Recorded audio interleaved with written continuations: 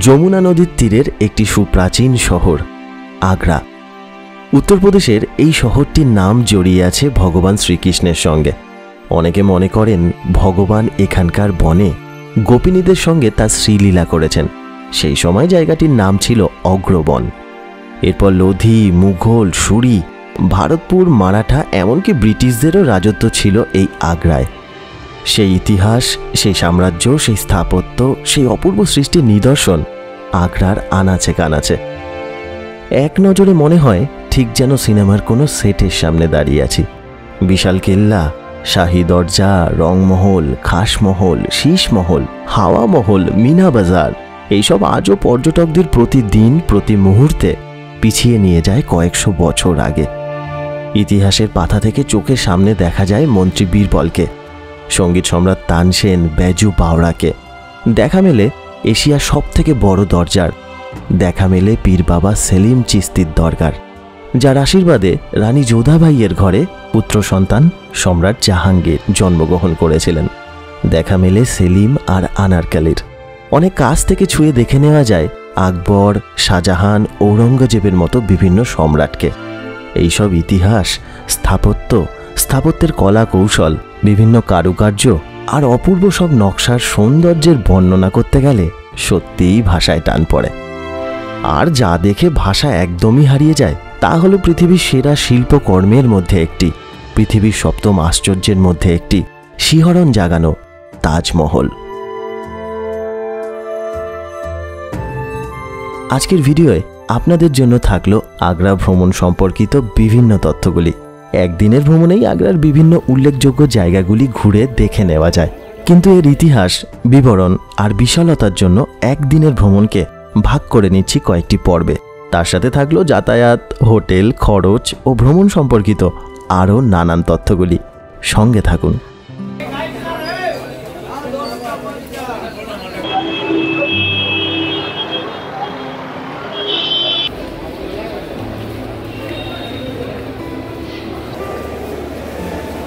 নমস্কার, আমি অভিষেক। আশা করি আপনারা সবাই খুব ভালো আছেন। একটা নতুন ভিডিওতে আপনাদেরকে স্বাগত জানাই।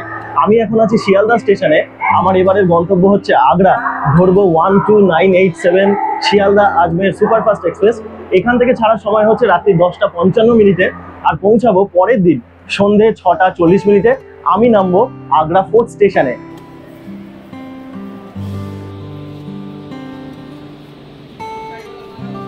ট্রেন পথে শিয়ালদা থেকে আগ্রা ফোর্টের দূরত্ব হচ্ছে 1271 কিলোমিটার। যে ট্রেনটায় করে আমি যাচ্ছি সেই ট্রেনটা যাত্রাপথে মোট 16টা স্টেশনে দাঁড়াবে আর মোট সময় নেবে 19 ঘন্টা 45 minute. Sealdah Ajmer superfast express ট্রেনের কোচ পজিশন আপনাদের বলে দিই। ট্রেনের একদম প্রথমে দুটি জেনারেল আনরিজার্ভ, তারপরে A2 ও A1 দুটি এসি 2 টিয়ার, তারপর B6 থেকে B1 6টি এসি 3 টিয়ার, এরপরেই প্যান্ট্রি কার, আর প্যান্ট্রি কারের পরে S7 থেকে S1 হলো স্লিপার বগি, আর একদম শেষে আছে আরও দুটি জেনারেল আনরিজার্ভ। হাওড়া, কলকাতা এবং শিয়ালদহ স্টেশন থেকে সরাসরি আগ্রা ফোর্ট যাওয়ার অনেকগুলি ট্রেন আছে। আগ্রা ফোর্ট রেলওয়ে স্টেশনের একদম কাছ থেকেই আগ্রা ফোর্ট শুরু হয়ে যায়। প্রবেশপথ মাত্র 1 কিলোমিটার দূরে। তবে এই স্টেশনটি ছাড়াও আপনি আগ্রা ক্যান্টনমেন্ট স্টেশনেও চলে আসতে পারেন। দূরত্ব মাত্র 4.5 কিলোমিটার। আর যদি একান্তই ট্রেন না পান তাহলে তুন্দলা জংশনেও নামতে পারেন। তুন্দলা জংশন থেকে আগ্রা ফোর্টের দূরত্ব মাত্র 27 কিলোমিটার। বেশ কিছু ট্রেনের নাম, নম্বর ও সময় দিয়ে দিলাম।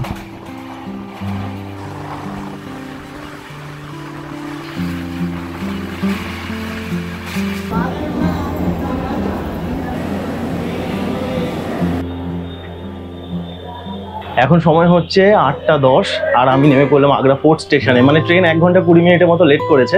আচ্ছা, এখানে দুটো বড় বড় স্টেশন আছে, একটা হচ্ছে আগ্রা ক্যান্টনমেন্ট আর একটা হচ্ছে এই আগ্রা ফোর্ট। আপনার ট্রেন যেখানে দাঁড়াবে সেই অনুযায়ী আপনি হোটেল নেবেন। তো আমি যে হোটেলটা নিয়েছি আগ্রা ফোর্টের কাছে। আগ্রা ফোর্টের কাছ থেকে মানে আগ্রা ফোর্ট একদম কাছে 1 কিলোমিটার, আর তাজমহল হচ্ছে 3 কিলোমিটার। আপনার যেখানে সুবিধা মনে হবে আপনি সেখানে হোটেল নিতে পারেন। স্টেশনের ওভারব্রিজ থেকে নেমেই আমার হোটেল, তবে পার্কিংয়ের জন্য একটু ঘুরে যেতে হচ্ছে। একদিকে ভালোই হলো, নেমেই সুবিশাল জামা মসজিদের সাথে দেখা হয়ে গেল। মাত্র 2 মিনিটের রাস্তা, তাই হাঁটাই লাগালাম। আগ্রায় থাকার জন্য তাজমহলের কাছে থাকতে পারেন অথবা এই স্টেশন চত্বরেও থাকতে পারেন। তবে স্টেশনের কাছ থেকে 2 কিলোমিটার দূরে বালুগঞ্জ বলে একটি জায়গা আছে, ভালো হোটেল, ভালো খাওয়ার জায়গা পাবেন সেখানে। দূরপাল্লার বাস স্ট্যান্ডও আপনি সেখানে পাবেন। বালুগঞ্জ সংলগ্ন বেশ কিছু হোটেলের নাম, যোগাযোগ নাম্বার দিয়ে দিলাম। যদি প্রয়োজন হয় ভালোভাবে সব কিছু জেনে ইন্টারনেট থেকে রিভিউ দেখে তারপর বুকিং করে নিতে পারেন। আচ্ছা, আমি হোটেলে এসে গেছি। এই হোটেলটার নাম হচ্ছে hotel Ajay international, Agra fort স্টেশনের খুব কাছেই। যেদিকে আগ্রা ফোর্ট সেদিকে নয়, তার উল্টো দিকে জামা মসজিদ। ওই জামা মসজিদের রাস্তা ধরে আপনাকে আসতে হবে। জামা মসজিদের সামনে একটা এখানে ফেমাস দোকান আছে যার নাম হচ্ছে চিমন পুরিওয়ালা। ওই চিমন পুরিওয়ালা থেকে একটুখানি চড়াহাট দিকে আসলেই ওই আপনার ওই মিনিট 3 সময় লাগবে স্টেশন থেকে এখানে আসতে। এই হোটেলটার খরচ পড়ছে আমার একদিনের জন্য 1200 টাকা। আসুন আপনাদেরকে একবার রুমটা দেখিয়ে দিই। এইখানে একটা টিভি আছে, এসি চলছে, আর এই হচ্ছে বেড। 3 জন মোটামুটি ঠিকঠাক শোয়া যাবে, মোটামুটি পরিষ্কার। খুব যে আহামরি হোটেল তা না, একটা বাজেট হোটেল বলবো। আসুন বাথরুমটা দেখিয়ে দিই। এখানে একটা ওয়ার্ড্রপ আছে বাথরুমের পাশেই, ছোট, একটু পরিষ্কার হলে ভালো হতো। আর এই হচ্ছে হোটেলের বাথরুম।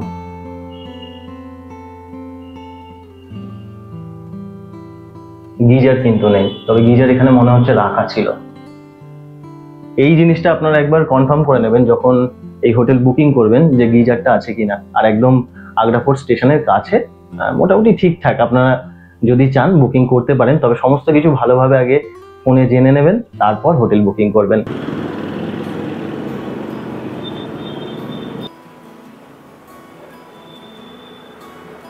সুপ্রভাত। আজকে জুলাই মাসের 20 তারিখ, এখন সময় হচ্ছে সকাল 7টা। বেরিয়ে পড়লাম আগ্রার চারপাশটা ঘুরে দেখবো বলে। এই পিছন দিকে হচ্ছে আমার হোটেল, হোটেল অজয় ইন্টারন্যাশনাল।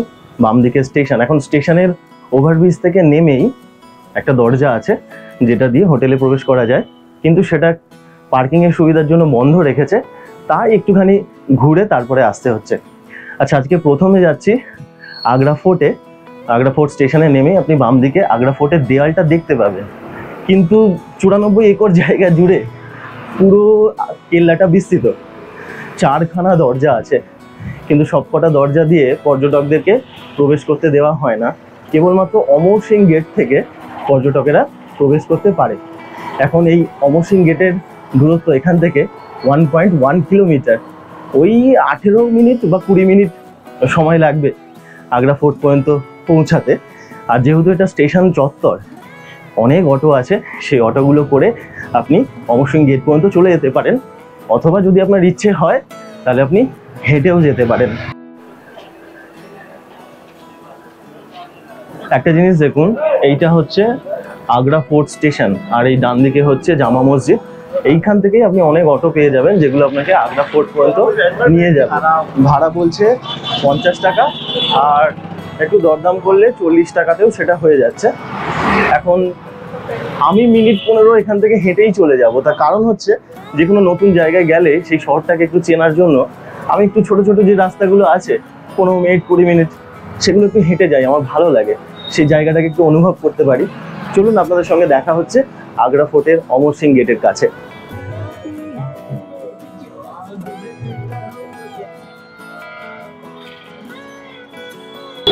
এই আগ্রা ফোর্ট স্টেশন থেকে সামান্য কিছুটা এসেছি।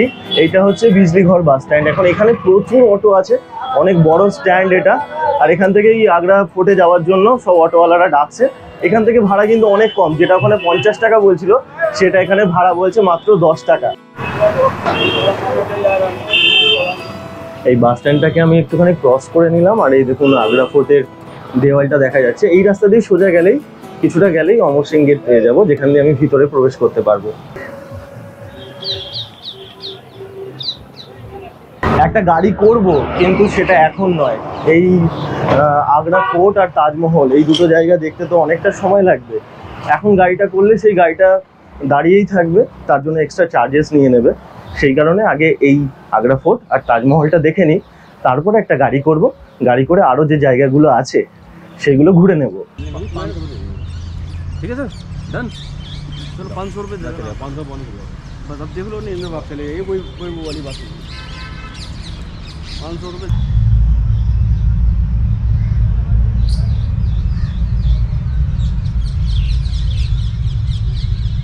আচ্ছা, এইটা হচ্ছে টিকিট কাউন্টার। সকালবেলা একদম ফাঁকা, সেই কারণে এখান থেকে টিকিট করে নিলাম। যদি আপনারা দেখেন যে এখানে অনেকটা লাইন আছে টিকিট কাটার জন্য, তাহলে এখানটা আসুন।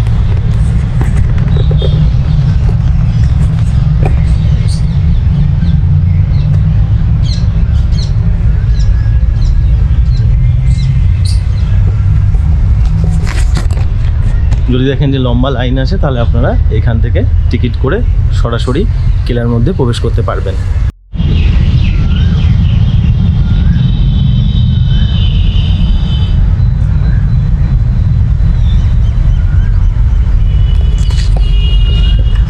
আচ্ছা, এই যে দরজাটা দেখতে পাচ্ছেন, এই দরজাটার নাম হচ্ছে অমর সিং দরজা।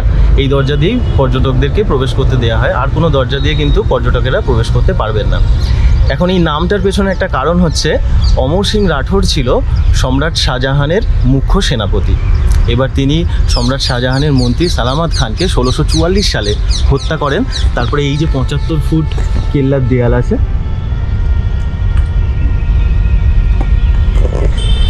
এই 75 ফুট উঁচু দেয়াল ঘোড়ায় করে লাফিয়ে পালিয়ে যান। সেই থেকে এই দরজাটার নাম হয়েছে অমর সিং রাঠোর দরজা।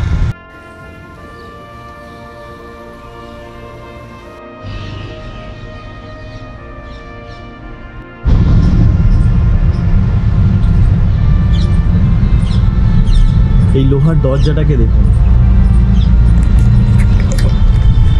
এই যে লোহার দরজাটা এখানে বিছিয়ে দেওয়া আছে না, এই দরজাটা একটা সময় 30 ফুট উঁচু ছিল।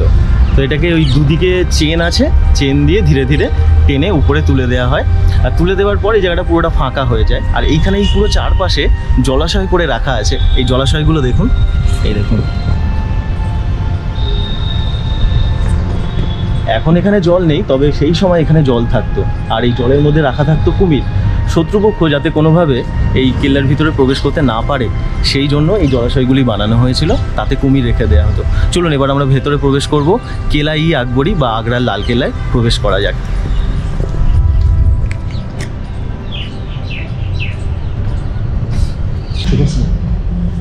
टिकट आगे चेक होगा। गाइड ले जाओ, नहीं बिना गाइड के पूछते पारबे ना। उसमें 16 टूर आज वाली भीतर में। ठीक है, मुझे नहीं चाहिए। ये दोनों देखो कितनी मेहनत है, पता है आपको। आप वीडियो बना रहे हो, आपको भी टाइम लगेगा। ये कहानी आप बढ़ा के चलिए। আমি যখন থেকে এখানে এসেছি তখন থেকে গাইড নেওয়ার জন্য এরা আমাকে ধরেছে। তো এরা আমাকে প্রথমে রেট বলছিল 1200 টাকা, তারপরে সেটাকে কমিয়ে 500 টাকায় আসলো, তারপরে 300 টাকায় আসলো, এখনও আমার পিছু করছে। আপনাদের যদি মনে হয় আপনারা দরদাম করে একটা গাইড নিয়ে নিতে পারেন। আর যদি মনে হয় যে না এমনি ঘুরবেন, তাহলে এমনিও ঘুরতে পারেন। মোটামুটি যেগুলো ইম্পর্টেন্ট জিনিস সেগুলো আমি আপনাদেরকে বলে দেবো, এবার বাদবাকিটা আপনাদের ওপর।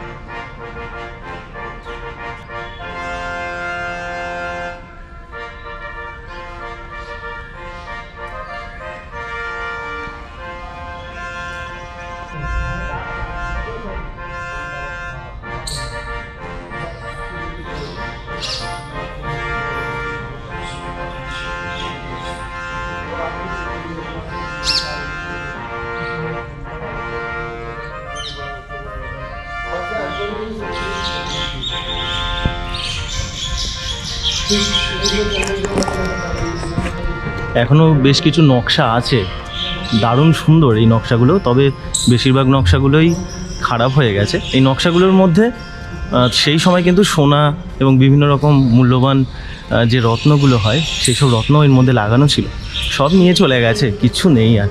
তবে যতটা আছে তার থেকে বোঝা যায় যে নকশাগুলো কতটা সুন্দর ছিল। এই দেখুন, এই সামনেটাই কিছুটা রেখেছে। আচ্ছা, এই রাস্তাটা দেখুন,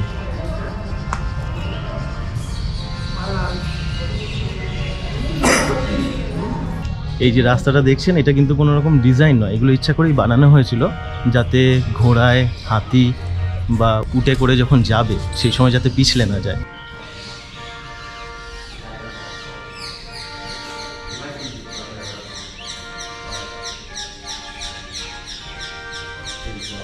আচ্ছা, এইবার আপনাদেরকে একটা জিনিস বলবো, এই দুধারে যে দেয়ালগুলো আছে এই দেয়ালগুলোকে একবার দেখুন। আর এইবার এই রাস্তাটা দেখুন কতটা ঢালু।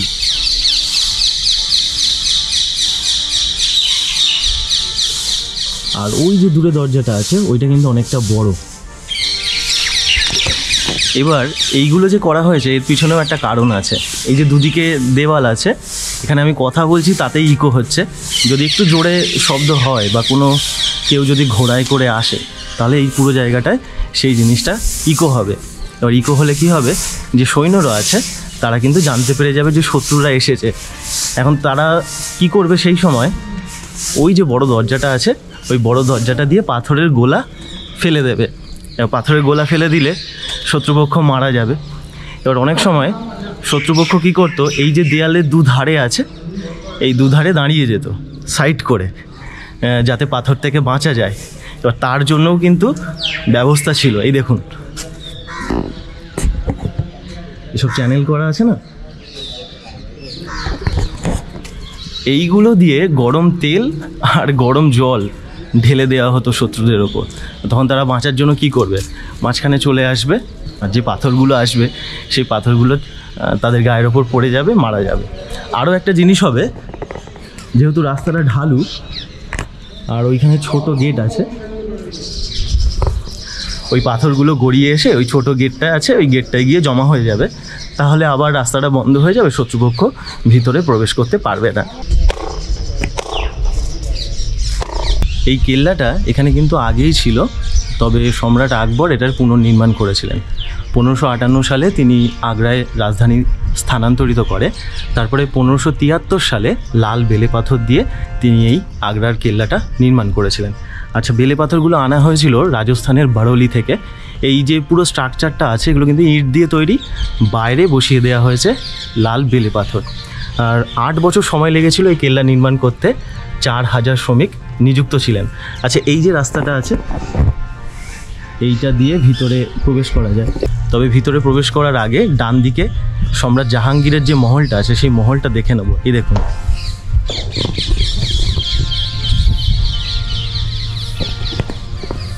অপূর্ব সুন্দর এই জায়গাটা, এত সুন্দর মানে মনে হচ্ছে আমি সেই যুগে পৌঁছে গেছি, এত ভালো লাগছে। আর সকালের দিকে এসেছি তো এখন অতটা ভিড় নেই, পর্যটকের অতটা চেঁচামেচি নেই, দুর্দান্ত লাগছে, মনে হচ্ছে সেই সময়টাতেই আছি।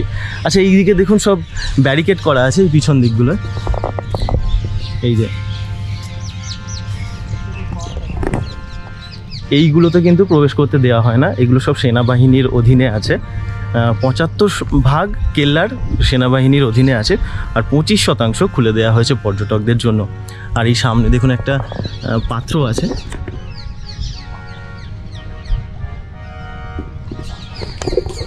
এই যে পাত্রটা আছে এইটাতে সম্রাট জাহাঙ্গীর মানে আকবরের পুত্র, সম্রাট আকবরের পুত্র সম্রাট জাহাঙ্গীর স্নান করতেন। এটা ভিতরে ছিল, তারপরে এটাকে বাইরে বের করে আনা হয়েছিল নিয়ে যাওয়ার জন্য।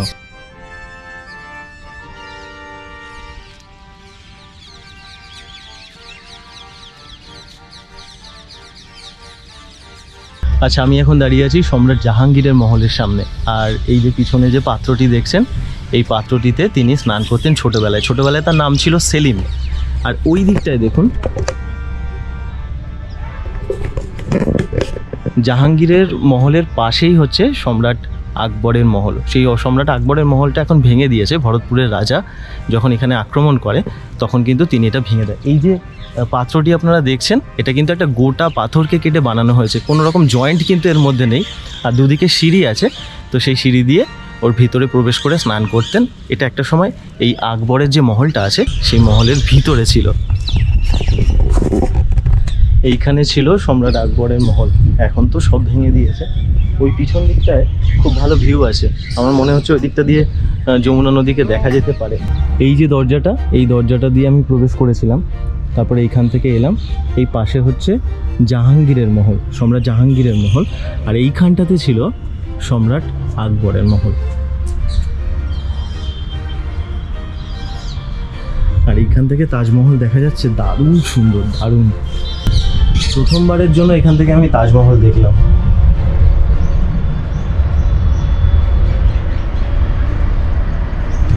আসুন ভিতরটায় যাই। এই সব দেয়াল এখানে ছিল, এগুলো সব ভেঙে দেওয়া হয়েছে।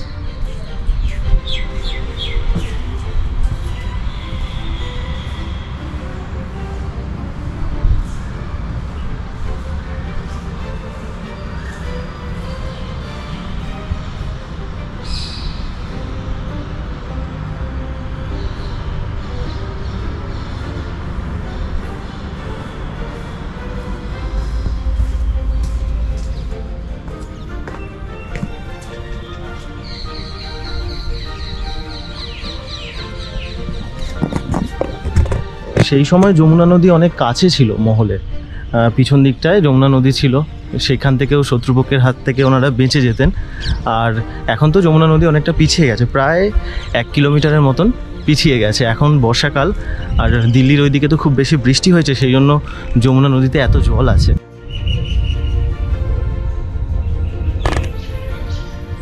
এখানে একটা কুয়ো আছে।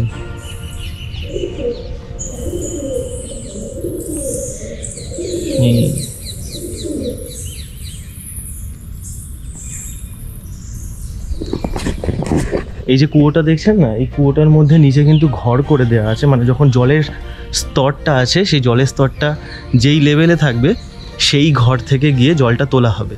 আর যাওয়ার রাস্তাটা হচ্ছে এইখান দিয়ে, এইটা।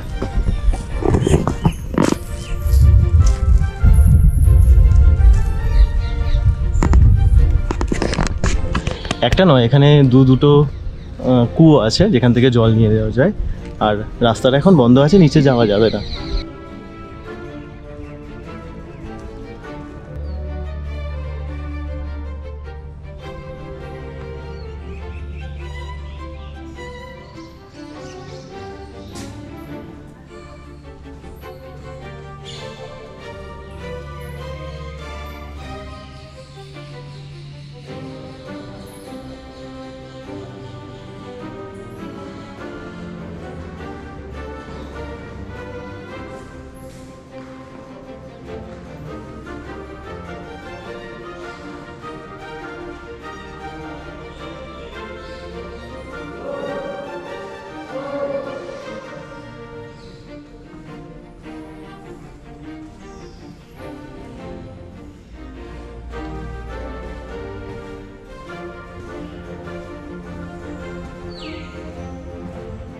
আচ্ছা, যেই জায়গাটায় এখন আমি দাঁড়িয়ে আছি সেই জায়গাটার নাম হচ্ছে রংমহল। আমি জাহাঙ্গীরের যে মহলটা, সেই মহল থেকে এখানে প্রবেশ করলাম আর এইখানে আসলাম। এই জায়গাটায় সেই সময় নাচ গান, আমোদ প্রমোদ এই জিনিসগুলো হতো, বিনোদনের ব্যবস্থা ছিল।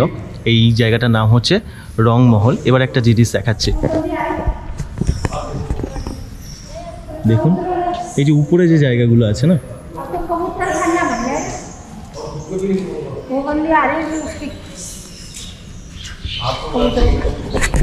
এই চারদিকে যে উপরে জায়গাগুলি আছে এখানে রাজা রানীরা বসতেন।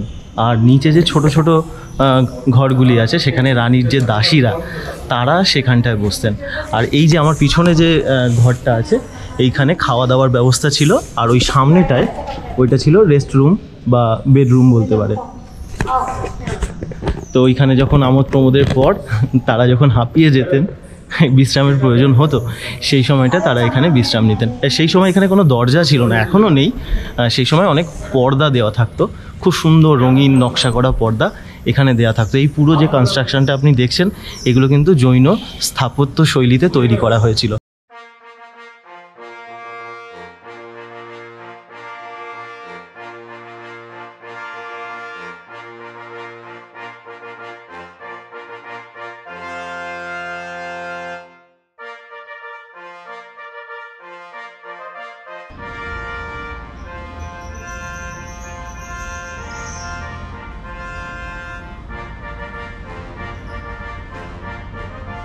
আচ্ছা, এইটা হচ্ছে রংমহল। আর এই রংমহলের পরে এই যে ঘরটায় আমি প্রবেশ করলাম, এখানে যে ঘরগুলি ছিল এগুলো হচ্ছে লাইব্রেরি। বহু মূল্যবান বই ছিল এখানে। আর এখানে দারুণ সব নকশা করা ছিল, পারসিক নকশা। তার মধ্যে কিছু এখনও আছে, এই দেখুন, যেগুলোকে বাঁচিয়ে রাখা হয়েছে, সংরক্ষণ করে রাখা হয়েছে।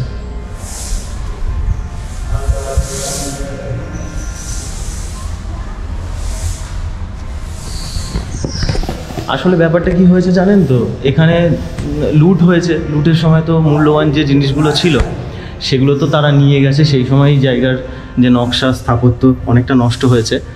আর বেশ কিছু আমাদের মতন যারা পর্যটক আছে তারা নষ্ট করেছে। বিভিন্ন জায়গায় দেখুন না কত কিছু লেখা আছে, ABCD থেকে শুরু করে সব কিছু, যত পড়াশোনা এইখানে এসেই করতে হয়েছে। আচ্ছা চলুন এবার আপনাদেরকে একটা AC রুম দেখাবো তখনকার দিনের। আচ্ছা, এইবার এই জানলাটা লক্ষ্য করুন। এই জানলাটা এখান থেকে মনে হচ্ছে যে বন্ধ আছে।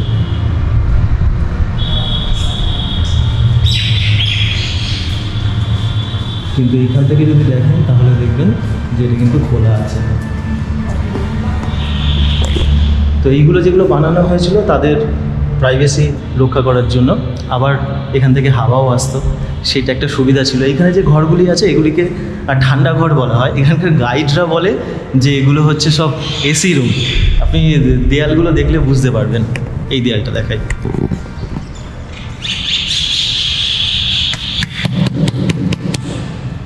এইসব আওয়াজ হচ্ছে দেখেছেন তো, কেমন ফাঁপা আওয়াজ। আর যেহেতু ফাঁপা ছিল, এই সব জায়গাগুলো থেকে কথা বললে শোনা যেত। এই ধরুন আপনি যদি এইখানে কান পাতেন আর এইখান থেকে যদি কথা বলেন, এই যে এইসব জায়গা থেকে যদি কথা বলেন তাহলে কিন্তু ওই অপর প্রান্ত থেকে ওইখান থেকে শোনা যাবে। আর এই সব দেয়ালগুলো হচ্ছে সব ফাঁপা। এই দেয়ালগুলোকে এরকম ফাঁপা বানানোর কারণ হচ্ছে এই পাইপের মধ্যে দিয়ে এইসব দেয়ালের ভিতর দিয়ে জল পাঠানো হতো, তা দেয়ালগুলো ঠান্ডা থাকতো। আর যা সম্রাটের যখন গরম হতো তখন নিয়ে এই ঘরগুলোতে থাকতেন, তাতে একটু শরীরটা একটু ঠান্ডা হতো। এই দরজাটিকে এখানে সংরক্ষণ করে রাখা হয়েছে, এটার নাম হচ্ছে গজনিন গেট। এই ঠান্ডা ঘরের পাশে এই যে আমার পিছন দিকে যে পালকির মতন যে ঘরটা দেখতে পাচ্ছেন, এই ঘরটা নির্মাণ করেছিলেন সম্রাট শাহজাহান। তার দুই কন্যা যাদের বিবাহ হয়নি তাদের নাম হচ্ছে রোশনারা আর জাহানারা। এইটা হচ্ছে রোশনারার ঘর। আসলে বিয়ের সময় ওই পালকিতে করে তো নিয়ে যাওয়া হয়, যেহেতু তাদের বিয়ে হয়নি পালকিতে করে নিয়ে যাওয়া হয়নি, তো সেই কারণে তিনি এই ঘরটা বানিয়েছিলেন পালকির মতন দেখতে। আর এর সামনে থেকে তাজমহলের অপরূপ দৃশ্য দেখা যায়। আসুন দেখাচ্ছি।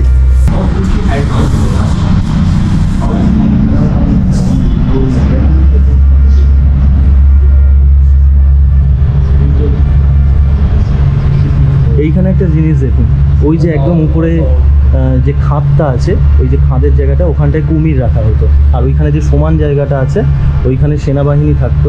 তারপরে দেখুন এইখানে আবার একটা খাদ আছে, এইখানে হিংস্র জন্তুদের ছেড়ে দেওয়া হতো। আর এই যে সমান জায়গাটা আছে এখানেও আবার সেনাবাহিনীরা থাকতো, মানে যাকে বলে নিশ্ছিদ্র পাহারা, সেই ছিল এই মহলের চারপাশে, কোনোভাবেই যাতে শত্রুপক্ষ এখানে প্রবেশ করতে না পারে।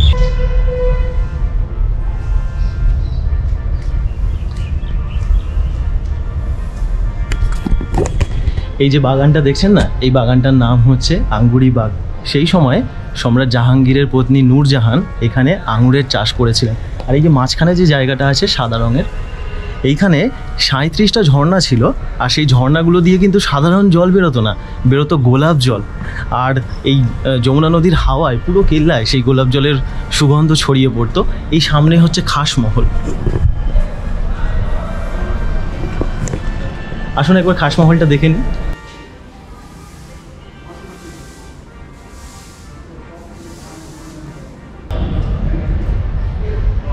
এই হচ্ছে খাসমহল। একটা জিনিস লক্ষ্য করুন, দেখুন এখানে অনেকগুলো হুক লাগানো আছে, দেখতে পাচ্ছেন এই কালো কালোগুলো। এই যে হুকগুলো এখানে লাগানো আছে, এইগুলোতে পর্দা লাগানো থাকতো। এই পুরো মহলটাকে পর্দা দিয়ে ঘিরে রাখা হতো, যাতে বাইরের লোক ভিতরের অংশ দেখতে না পায়। আর এখানে অপূর্ব সব কারুকার্য ছিল, হাতে টানা যে কাপড়ের পাখা হয় না, সেই পাখাগুলো ছিল। আর একটা জিনিস ছিল এইটা, এই মার্বেলগুলোকে দেখুন,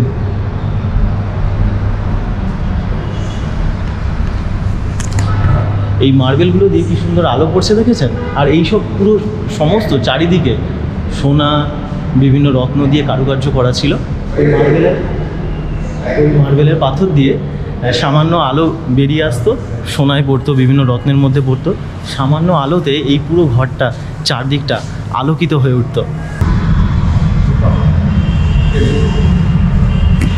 ওই যে হুকগুলো লাগানো আছে, ওইখানে হাতে টানা পাখা ছিল।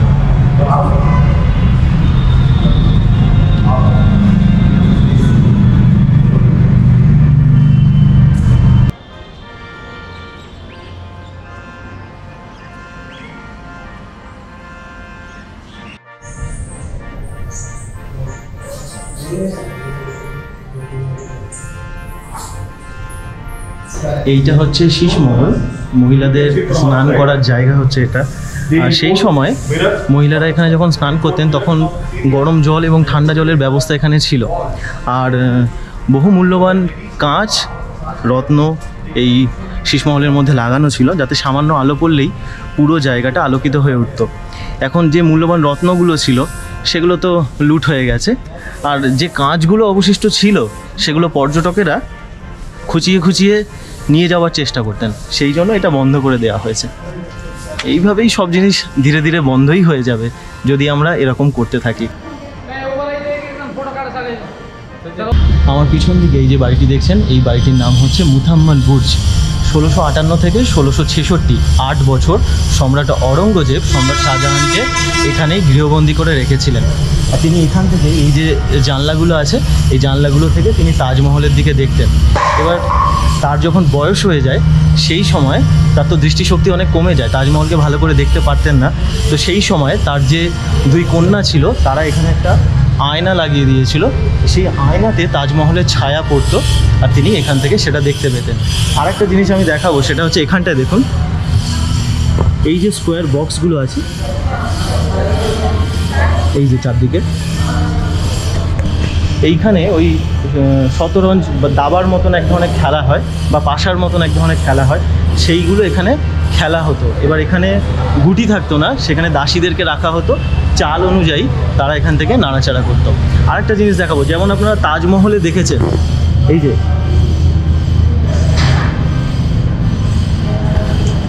যেমন তাজমহলে খোদাই করে সমস্ত জিনিস মার্বেলের মধ্যে আরও অন্য রঙের মার্বেল কেটে কেটে বসানো আছে, সেরকম কাজ কিন্তু এখানেও আছে। এইগুলো সব ব্ল্যাক অনেক্স, টাইগার স্টোন, এই ধরনের পাথর এখানে বসানো আছে। এই উপর দিয়ে জল পড়তো এখানে, তারপর এই চ্যানেলটা দিয়ে চলে যেত। এই অনেকটা জামা কাপড় কাচার যেরকম বাথরুমের মতন যে জায়গা হয় সেইটা এখানে ছিল, ঠিক এই মুথাম্মল বুর্জের উল্টো দিকে।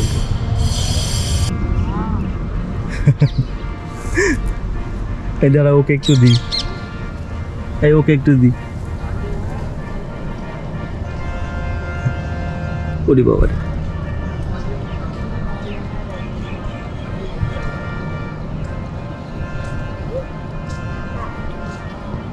আচ্ছা নামো নামো নামো নাও। আচ্ছা দেখুন, আমি এই রাস্তাটা দিয়ে এসেছিলাম, মানে অমর সিং গেট দিয়ে আমি এই রাস্তাটা দিয়ে এসেছিলাম। এবার এখানে হচ্ছে জাহাঙ্গীরের মহল, ওই পাশে হচ্ছে আকবরের মহল, তারপর জাহাঙ্গীরের মহল দিয়ে আমি গিয়েছিলাম রংমহলে। এবার রংমহল থেকে 2 কন্যা রোশনারা, জাহানারা বা শাহজাহানকে যেখানে রেখেছিল সেই জায়গাগুলো দেখে আমি বেরিয়ে এলাম এই রাস্তাটা দিয়ে। এবার এই জায়গাটা দেখুন, এই যে দরজাটা,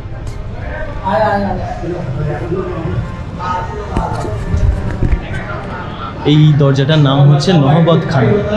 এখন এই দরজাটা ইউজ করা হতো যখন সম্রাট আসতেন সম্রাটকে স্বাগত জানার জন্য। এখানে দেখুন একটা চৌকো একটা পাথর করে দেওয়া আছে, এই যে জায়গাটা 4 কোণে একটা বক্স আছে, এখানে যখন সম্রাট আসতেন উনি দাঁড়াতেন। আর এই যে উপরে যে রুমগুলো আছে, এই যে এদিকেও আছে, তো এখানে তখন সানাই বাজানো হতো, নাগারা বাজানো হতো, সম্রাটকে স্বাগত জানানোর জন্য এই জায়গাটাকে ব্যবহার করা হতো। এবার এই চারদিকটা পুরোটা ফাঁকা, যখন সানাই বাজাতো ইকো হতো, সবাই জানতে পারতেন যে সম্রাট আসছে। আর বলা হতো যে বাদশাহ সালামত পাধার রহে হে। দারুণ লাগছে, মানে আমি এই জায়গাটায় ঘুরছি, আমার মনে হচ্ছে আমি ঠিক সেই সময় আজ থেকে 400-450 বছর আগে পৌঁছে গেছি।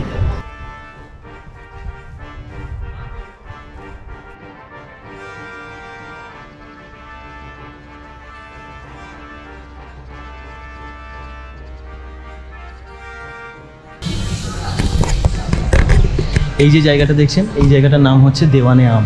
তো এখানে জনসাধারণের বিচার হতো, একটা কোর্টের মতন জায়গা বলতে পারেন। এই যে এই সামনের জায়গাটা দেখছেন, এইখানে রাজা বসতেন, দুপাশে রানীরা থাকতেন, এখানে মন্ত্রীমশাই থাকতেন, আর এইখানটায় দোষীকে দাঁড় করানো হতো। আর সাধারণ মানুষ দাঁড়িয়ে থাকতেন ওখানে বাইরেটায়। এটা পুরোটাই লাল পাথরের তৈরি ছিল। তারপর সম্রাট শাহজাহান কিছু কিছু জায়গায় শ্বেত পাথর বসিয়ে দিয়েছিলেন এই পুরো চত্বরটায়।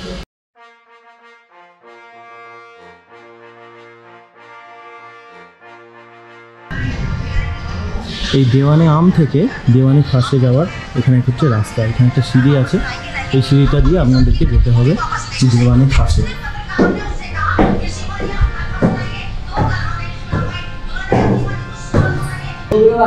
আচ্ছা, আমি সিঁড়ি দিয়ে উপরে উঠে এলাম এই রাস্তাটা দিয়ে, আর এই হচ্ছে দিওয়ানে খাস। এইখানে একটা জায়গা আছে সবুজ ঘাস বেছানো, দারুণ সুন্দর। এই যে জায়গাটা, এই জায়গাটার নাম হচ্ছে মিনা বাজার। সেই সময় মুঘল পরিবারের মহিলারা তো বাইরে যেতে পারতেন না, তো তাদের জন্য এখানে বাজার বসতো। তাদের যে প্রয়োজনীয় জিনিস, জুতো, শাড়ি, গয়না, সেই সব এখানে বাজার বসতো প্রতি শুক্রবার, আর এইখানে কেনা বেচা হতো। আর এইখানে এই যে একটা বড় জায়গা আছে পাথর বেছানো, ওইখানে একটা জায়গা আছে,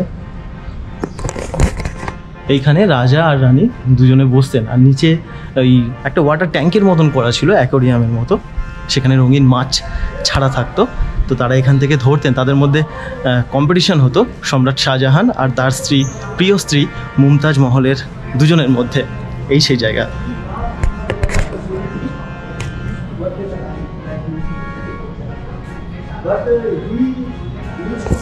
এই সামনেটা হচ্ছে দিওয়ানে খাস।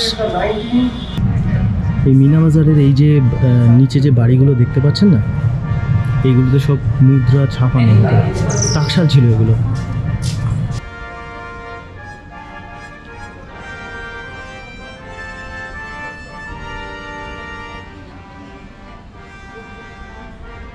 আমি এখন দাঁড়িয়ে আছি দিওয়ানে খাসের সামনে। এই জায়গাটাতে মন্ত্রীদের নিয়ে পর্যালোচনা, আইন দেখাশোনা, বিচার ব্যবস্থা দেখাশোনা, এইসব কাজ এখানে হতো। আর এইখানেই ময়ূর সিংহাসন আর কোহিনূর হিরে ছিল। তারপর সেগুলোকে দিল্লিতে নিয়ে যাওয়া হয়। তারপর 1739 সালে নাদির শাহের আক্রমণের পর সেগুলো নাদির শাহ নিয়ে চলে যান ইরানে লুট করে। আচ্ছা, এইখানে একটা জায়গা দেখুন, এই যে কালো রঙের যে পাথরটা আছে,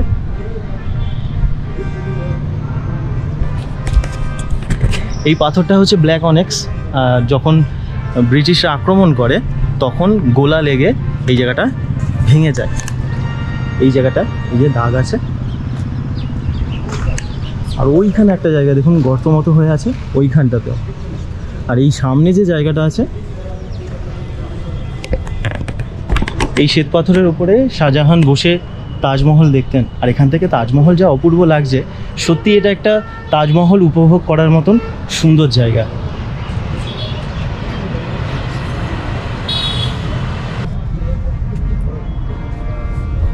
এই যে বাড়িটা দেখছেন, এটা হচ্ছে শাহী হাম্মাম, এখানে স্নান করার ব্যবস্থা ছিল।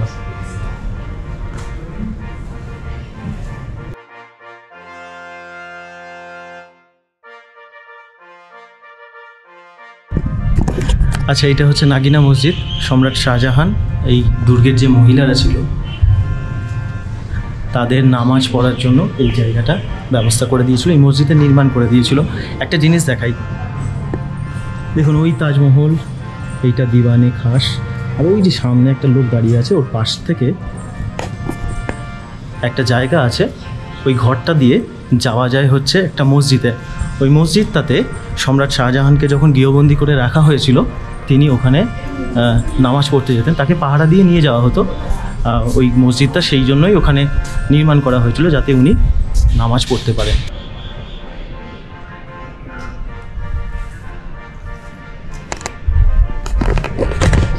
এইটা হচ্ছে মতি মসজিদ।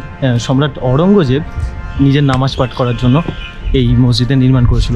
এখানে 3টি মসজিদ আছে, এই একটা হচ্ছে মতি মসজিদ, ওইখানে দাসীদের জন্য একটা নাগিনা মসজিদ, আর ভিতরে যেখানে দিওয়ানে খাস আছে সেখানে সম্রাট শাহজাহানের নামাজ পাঠ করার জন্য ছিল মিনা মসজিদ। 3 ঘন্টার মতন সময় লাগলো এই পুরো জায়গাটা ঘুরতে, অনেকক্ষণ ধরে ঘুরলাম, খুব ভালো লাগলো। এবার চলে যাবো তাজমহলে।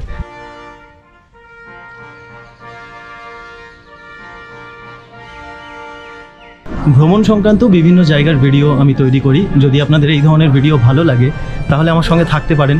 অনেক ধন্যবাদ আপনাদের মূল্যবান সময় দেওয়ার জন্য। খুব ভালো থাকবেন, ধন্যবাদ।